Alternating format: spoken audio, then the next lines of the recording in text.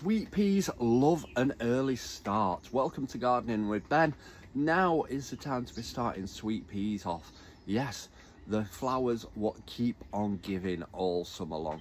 The more you cut them, the more they'll produce the flowers. If you leave the flowers on, they'll go to seed and they'll stop producing the flowers.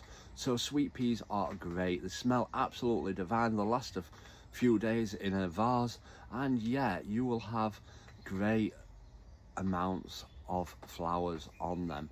So now is the time to be starting them. Now I've got a little secret how I start my sweet peas, which do absolutely fantastic and they do great for germination. Some people struggle with germination of sweet peas. Now my little secret to starting the sweet peas off and getting 100% germination is I get a Tupperware box, put some kitchen roll in the bottom, and then I put the sweet peas on top, not in soil, just on top of the kitchen roll.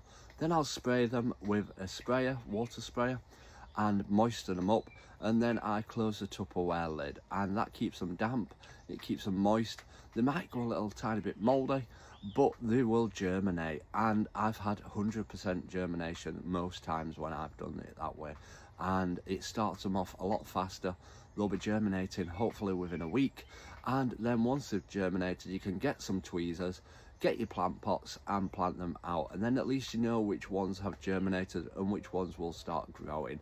Now obviously once they start growing, you'll need to keep them somewhere warmish for the time being, but not somewhere that's got not enough light, because they will go leggy, and you don't want them to go leggy, as then they won't produce very good flowers on them.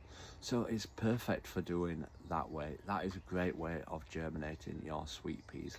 Now once they start growing, when they get to about 6 to 8 inches, then you need to nip them off. The reason why we nip them off is because it helps them bush out, and the bushier that they will be, the more flowers that there will be on it. If you bush them out, the flowers might be a tiny bit smaller, but you'll get more flowers on them. If you leave them to grow without nipping them out, you might get bigger flowers on them. So it's up to you at the end of the day. The choice is yours.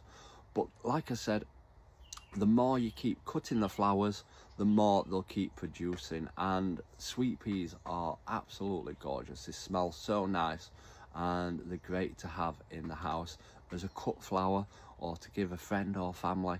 And yeah, they will appreciate sweet peas. Now there's many varieties out there.